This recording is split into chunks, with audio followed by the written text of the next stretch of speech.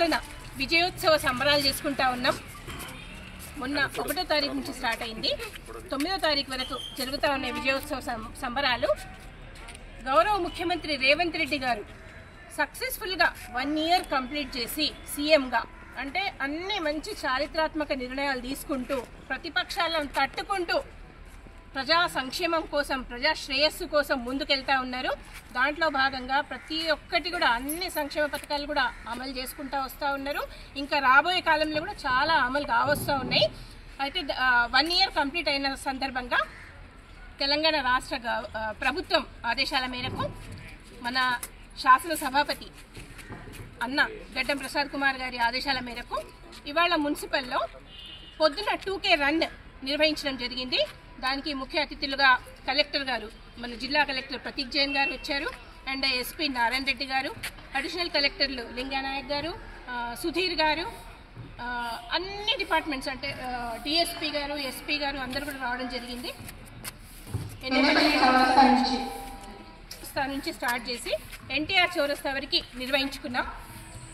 ముఖ్య ఉద్దేశం ఒక్కటే, ప్రతిపక్షాలు ఏదైతే దుమ్మెత్తి పోస్తున్నాయో అంటే సంక్షేమం ఏదైతే జరుగుతూ ఉందో దాన్ని పక్కన పెట్టేసి ప్రతిపక్షాలు గవర్నమెంట్ మీద ముఖ్యంగా ముఖ్యమంత్రి రేవంత్ రెడ్డి గారి మీద అన్ని ఏదో విమర్శనాస్త్రాలు సంధిస్తూ ఉన్నారు. అవన్నీ కాదు. రైతు భరోసా, రైతు పండుగ చేసుకున్నాం మొన్న మహబూబ్నగర్లో. రైతు భరోసా అనేది ఇప్పుడు రైతు రుణమాఫీ 2 లక్షల వరకు 2 లక్షల వరకు ఏకకాలంలో రైతులకు రుణమాఫీ చేసిన ప్రభుత్వం ఏదన్నా ఉందా మొత్తం భారతదేశంలో అంటే ఏది లేదు. ఫస్ట్ గవర్నమెంట్ తెలంగాణ గౌరవ ముఖ్యమంత్రి రేవంత్ రెడ్డి గారు ఏకకాలంలో 2 లక్షల రుణమాఫీ చేసి అన్నదాతలకి అండగా నిల్చుంటున్నారు. ప్రతి చిన్న విషయంలో కూడా ఇది ఇట్లా ఉంది అట్లా ఉందని భూతద్దంలో పెట్టేసి ప్రతిపక్షాలు విమర్శిస్తూ ఉన్నాయి. అవి కాదు. 7 లక్షల కోట్ల అప్పు పోయిన గవర్నమెంట్ చేసిపోతే దానికి ఇప్పుడు నెలకి 7,000 కోట్లు వడ్డీ మరియు ఇన్స్టాల్మెంట్స్ కట్టాల్సి వస్తుంది. అంటే రాష్ట్ర ఖజానా ఎంత దివాళా తీసిపోతే కూడా ప్రజా సంక్షేమాన్ని దృష్టిలో పెట్టుకొని ప్రతి ఒక్కటి కూడా ఇచ్చిన హామీలు నెరవేరడానికి చాలా కృషి చేస్తూ ఉన్నారు గౌరవ ముఖ్యమంత్రి గారు రేవంత్ రెడ్డి గారు. ధన్యవాదాలు తెలియజేస్తూ అలాంటి ముఖ్యమంత్రికి మనం అందరం అండగా ఉంటే రాబోయే 4 సంవత్సరాలల్లా అద్భుతాలు చేస్తాం. ఇదన్నీ ప్రజలకు నేను విన్నవించుకుంటా ఉన్నా. మూసీ ప్రక్షాళన ఒకటి ప్రతిష్టాత్మకంగా తీసుకున్నారు గౌరవ ముఖ్యమంత్రి రేవంత్ రెడ్డి గారు. అంటే మూసీ పుట్టిందే మన అనంతగిరి దగ్గర, మన దగ్గర వికారాబాద్. అలాంటి మూసీ ప్రక్షాళన చేసి మూసీ సుందరీకరణ చేయాలని ఒక బృహత్తర కార్యక్రమం చేస్తూ ఉన్నారు. దానికి కూడా మనం అందరం మద్దతు పలకాల్సిన అవసరం ఎంతైనా ఉంది. అన్నీ కూడా గవర్నమెంట్ మన కోసమే, ప్రజల సంక్షేమం కోసమే చేస్తూ ఉంది. కాబట్టి అందరూ గమనించాలి.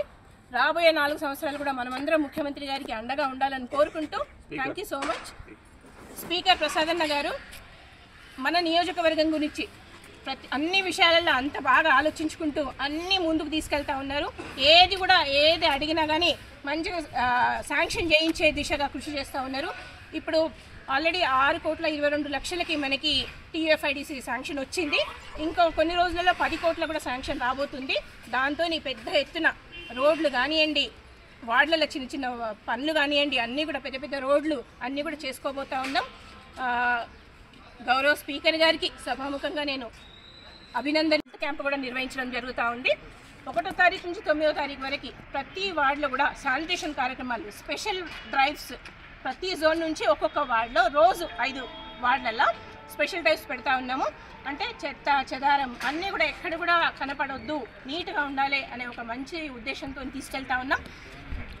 పట్టణ ప్రజలు కూడా ఒక్కడే విజ్ఞప్తి చేస్తూ ఉన్నా, ఏదన్నా సమస్య ఉంటే కూడా మా దృష్టికి తీసుకురండి, తీర్చడానికి శాయశక్తిలో కృషి చేస్తాం. దీని తర్వాత water bodies, religious places cleaning చేయడము అన్నీ కూడా ఉంటాయి. 9 రోజుల వరకు అంటే 9వ తారీఖు వరకు ప్రతి ఒక్క రోజు టాయిలెట్స్ అంటే పబ్లిక్ టాయిలెట్స్, వార్డులలో శానిటేషన్స్ అన్నీ కూడా నిర్వహించడం జరుగుతూ ఉంది. అంటే ఒక సర్క్యులర్ ఉంది, ఆ సర్క్యులర్ ప్రకారం చేసుకుంటా పోతున్నాం.